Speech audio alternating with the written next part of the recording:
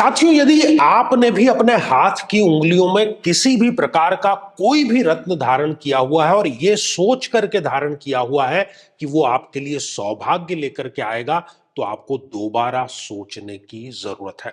क्योंकि 50% से अधिक लोगों ने गलत स्टोन जो है वो धारण किए हुए हैं। हम यहां पर प्रत्येक लग्न के बारे में, प्रत्येक रत्न के बारे में चर्चा कर रहे हैं और उसके पीछे का वैज्ञानिक जो कारण है उस पर भी चर्चा कर रहे हैं।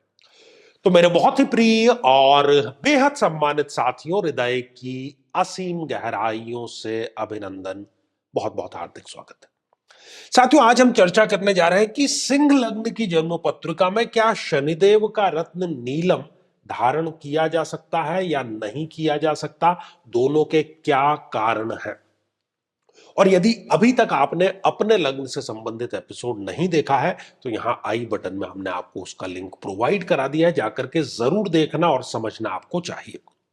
साथियों, कई वर्षों के जन्म पत्र का अध्ययन और लाखों कुंडलियों के अध्ययन के बाद हम ये कह सकते हैं कि यदि किसी की जन्म पत्रिका में मंगल पीड़ित है तो उसको इस ग्रह की महादशा में इन 9 लक्षणों का, इन 9 कष्टों का, पीड़ाओं का अवश्य सामना करना पड़ता है। शत्रु बाधा, अपने ही भाइयों से पीड़ा, साहस की कमी, बार बार दुर्घटनाएं होना, व्यक्ति का अत्यधिक क्रोधित होना, रक्त अर्थात ब्लड में किसी न किसी प्रकार का विकार होना, किसी बीमारी में ऑपरेशन तक की नौबत आ जाना या किसी बीमारी का बढ़ करके कैंसर का रूप धारण कर लेना, और बड़ी चीज कि शादी योग्य उम्र होते हुए भी व्यक्ति का विवाह ठीक समय पर संपन्न नहीं हो पाता। लेकिन साथियों, यदि आप भी इन सभी कष्टों से स्थायी और सटीक मुक्ति प्राप्त करना चाहते हैं तो उसका तरीका है इस ग्रह की महादशा मंत्र साधना दीक्षा, जो विशेष रूप से आपके नाम, आपकी जन्मतिथि के अकॉर्डिंग की जाएगी। और गुरु दीक्षा के माध्यम से अभिमंत्रित माला भी आपको प्रदान की जाएगी, ताकि न केवल ये सारे कष्ट दूर हों बल्कि ये पूरी की पूरी महादशा आपके लिए शांतिदायक और सुख समृद्धिदायक साबित हो। तो साथियों, एक एक करके शनिदेव की प्लेसमेंट हम जानेंगे। सिंह लग्न की जन्म पत्रिका, जिसमें कि लग्नेश स्वयं सूर्यदेव होते हैं, ग्रहाधिपति हैं, उन्होंने शनिदेव को एक मारक ग्रह का दर्जा दिया। एक तो रोग ऋण शत्रु का उनको लॉर्ड बनाया और दूसरा इस सप्तम भाव का उन्होंने लॉर्ड बनाया।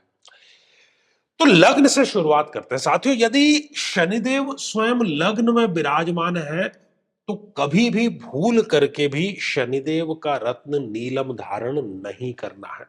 यदि नीलम धारण कर लिया गया तो वो स्वास्थ्य के लिए हानिकारक होगा, कोई ना कोई स्थायी रोग अवश्य देगा, हर एक कार्य में डीले जरूर कराएगा, क्योंकि शनिदेव का काम क्या है, जो उनका नाम है, शनह शनह चले वही है शनिश्चय। साथियों, यदि शनिदेव इस द्वितीय भाव में विराजमान हो तब भी नीलम जो है वो धारण नहीं करना है। ये धन के ऊपर आघात करेगा, व्यक्ति की वाणी को कड़वा बनाएगा, स्वयं व्यक्ति अपने बनते काम को कैसे बिगाड़ते हैं इसमें माहिर हो जाएगा। अपने ही कुटुंब, क्योंकि कुटुंब का भाव है, अपने ही कुटुंब के लोग आपके अगेंस्ट खड़े हो जाएंगे, जैसे अर्जुन की स्थिति हो गई थी महाभारत में। साथियों, यदि शनिदेव उच्च राशि के होकर के इस तृतीय हाउस में विराजमान हो जाए तब भी नहीं धारण करना है। एक तो मारक ग्रह, ऊपर से उच्च का, ये मेहनत को बढ़ा देगा, ये भाइयों के साथ में वैमनस्य कराने में आपको आगे बढ़ाएगा। अगर थोड़ा है वैमनस्य तो उसको ये आगे बढ़ा देगा। सपने तो आप बड़े बड़े देखेंगे लेकिन उसको पूर्ति करने में किसी भी प्रकार का योगदान नहीं होगा, व्यक्ति को ये आलसी अवश्य बना देगा। हालांकि यदि वो मेहनत भी करेगा तो उस मेहनत को व्यर्थ जाने में ये पहना हुआ जो नीलम है ये सहायक साबित होगा। साथियों, यदि शनिदेव इस चतुर्थ भाव में विराजमान है, यहां पर भी भूल करके भी नीलम धारण नहीं करना है। माता के साथ में संबंध खराब होंगे, माता का स्वास्थ्य खराब होगा, अपना घर खरीदना, अपना कोई लग्जरी गाड़ी खरीदना, वो एक सपना ही आपके लिए बना रह जाएगा। उल्टा चरित्र पर किसी ना किसी प्रकार का गंभीर लेकिन झूठा आरोप अवश्य लग जाएगा। साथियों, यदि शनिदेव इस पंचम भाव में विराजमान हो तब भी आपको शनिदेव का रत्न नीलम धारण नहीं करना है। इसलिए नहीं धारण करना है क्योंकि ये यहां पर आपको संतानहीनता दे सकता है, ये आपको शेयर मार्केट में बहुत बड़ा लॉस दे सकता है, ये आपको प्रेम संबंधों में बड़ा धोखा दे सकता है। कुल मिलाकर के यहां पर जो नीलम है वो बिल्कुल भी धारण नहीं करना चाहिए। साथियों, शनिदेव यदि स्वग्रही होकर के इस छठे भाव में विराजमान हो जाए, इसको थोड़ा गौर से सुनने की आपको आवश्यकता है। इस स्थिति में भी शनिदेव का नीलम धारण नहीं करना है। वो रोग लेकर के आएगा, शत्रुता लेकर के आएगा, ऋण जाल लेकर के आएगा। लेकिन यदि इस स्थिति के साथ में सूर्य कहीं लग्न में या इस चतुर्थ भाव में या पंचम भाव में या इस केंद्र में या इस त्रिकोण में विराजमान है, तो 6-8-12 का स्वामी 6-8-12 में और लग्नेश यदि मजबूत हो जाए तो ये विपरीत राजयोग की स्थिति बन जाएगी। और विपरीत राजयोग की स्थिति यदि बन जाती है इस जन्म पत्रिका में, तो फिर आप नीलम अवश्य धारण कर सकते हैं। पर महत्वपूर्ण डिसीजन है, किसी विद्वान से कुंडली का विश्लेषण करा करके ही आप इसका निर्णय लीजिएगा।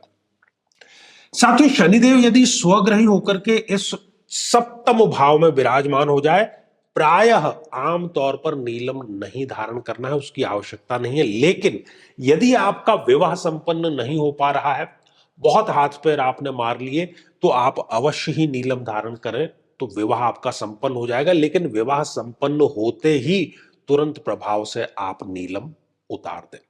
यदि आप शादीशुदा हैं, दाम्पत्य जीवन आपके खराब चल रहा है, तलाक तक की नौबत आ गई है, नीलम आप धारण कर लीजिए। लेकिन जैसे ही सब चीजें नॉर्मल हो जाती है, तलाक की बात खत्म हो जाती है, आप वो नीलम पुनः उतार दीजिए, क्योंकि है तो वो आखिरकार मारक ही। साथियों, यदि शनिदेव इस अष्टम भाव में विराजमान हो जाए, तब भी नीलम धारण नहीं करना है। ये मृत्यु तुल्य कष्ट आपके लिए लेकर के आएगा। ये पुराने कोई गड़े मुर्दे उखाड़ करके पुरानी समस्या वापस सामने लेकर के आएगा। ससुराल पक्ष से संबंध जो है वो खराब करने का ये कार्य करेगा। साथियों, शनिदेव नीच राशि के होकर के इस भाग्य भाव में विराजमान हो जाए, गलती से भी नीलम धारण नहीं करना है। ये भाग्य के सारे रास्ते बंद करने का कार्य करेगा, व्यक्ति को नास्तिक तक ये बना देता है और व्यर्थ की उसकी मीटिंग सारी होती रहती है। साथियों, शनिदेव यदि इस दशम भाव में विराजमान हो जाए, यहां पर भी नीलम धारण नहीं करना है। यहां पर नीलम धारण किया गया बदनामी लेकर के आएगा, किसी न किसी के पदावनत, जिसको हम कहते हैं कि आप ऊंचे पद पर हैं, उससे नीचे पद पर आपको लेकर के आएगा। जो कार्य आप कर रहे हैं उसमें विघ्न और बाधाएं ये अवश्य लेकर के आएगा। साथियों, यदि शनिदेव इस एकादश भाव में विराजमान है, यहां पर भी नीलम धारण नहीं करना है। ये आय का भाव है, आय को समाप्त करने का कार्य करेगा। ये इच्छा पूर्ति का भाव है, आप जो भी इच्छा करेंगे वो कैसे पूरी हो जाए इसके विरोध में ये खड़े रहेंगे, मतलब इच्छा पूर्ति नहीं होने देगा नीलम पहनने के बाद में।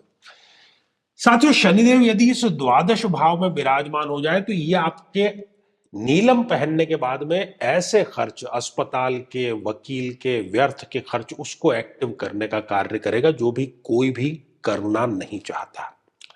साथियों, तो हमने देखा कि नीलम जो है वो प्रायः, चूंकि एक अति मारक ग्रह है, नहीं पहनना चाहिए। लेकिन दो स्थितियों पर हमने अपवादजनक और वो भी शर्त के साथ में आपको बतलाया है, किसी विद्वान की सलाह लेकर के ही आप नीलम धारण जो है वो कर सकते हैं। तो किसी भी परिस्थिति में जहां पर आपको ये सलाह दी गई है कि नीलम धारण नहीं करना है, फिर भी आपने नीलम यदि धारण किया हुआ है, तो तुरंत प्रभाव से आप उसको उतार दीजिए। तो साथियों, अब समय जो है वो आज के हमारे कमेंट को शामिल करने का है और देखते हैं कि किसका जो कमेंट है ये शामिल होने जा रहा है। साथियों, आज का जो कमेंट है ये ABD1403 इस आईडी से आया है और इन्होंने पूछा है कि सर, मेरा मकर लग्न में, मकर लग्न की बात कर रहे हैं हम यहाँ पर, मकर लग्न की जो जन्म पत्रिका है वो खोल लेते हैं ताकि समझने में इसको हमें आसानी रहे। 11वें भाव में शनि वक्री है, शनिदेव इनके यहां पर विराजमान है, वक्री अवस्था में है। क्या नीलम धारण करना लाभप्रद होगा? बिल्कुल। एक तो लग्नेश है, योग कारक है, आय के यहां पर बैठे हैं वक्री, तो मतलब ये 3 गुना आपको रिजल्ट देंगे, वो भी प्रॉफिटेबल। आय आपकी बढ़ जाएगी, लाभ आपका बढ़ जाएगा, विशेषज्ञता आपकी बढ़ जाएगी, इच्छा पूर्ति आपकी अवश्य हो जाएगी। तो निसंदेह आपको नीलम अवश्य धारण कर लेना चाहिए। ढेर सारी शुभकामनाएं। तो साथियों, श्रृंखला ये तो हमारी आगे भी जारी रहेगी रत्नों को लेकर के। यदि आप भी चाहते हैं कि आपकी कुंडली का सूक्ष्म विश्लेषण हो, समस्या का समाधान हो, तो आगामी समय में मैं स्वयं इन शहरों में उपस्थित रहूंगा। आप समय लेकर के मिल सकते हैं या फिर टेलीफोनिक या वीडियो कॉल के माध्यम से भी जुड़ सकते हैं। यदि आप चाहते हैं कि आपकी कुंडली का निःशुल्क विश्लेषण, किसी एक प्रश्न का आपको उत्तर दिया जाए, तो प्रति शनिवार दोपहर 3 बजे हम लाइव कार्यक्रम लेकर के आते हैं। लेकिन उसमें शामिल होने के लिए आप हमारे इस वीडियो को हाइप करके और उसका जो स्क्रीनशॉट है वो दिए गए व्हाट्सएप नंबर पर जरूर भेजें। तो साथियों, आज के लिए केवल इतना ही, और इसी मंगल कामना के साथ में कि आप सभी स्वस्थ, समृद्ध और शांतिपूर्वक जीवन व्यतीत करें। नमस्कार।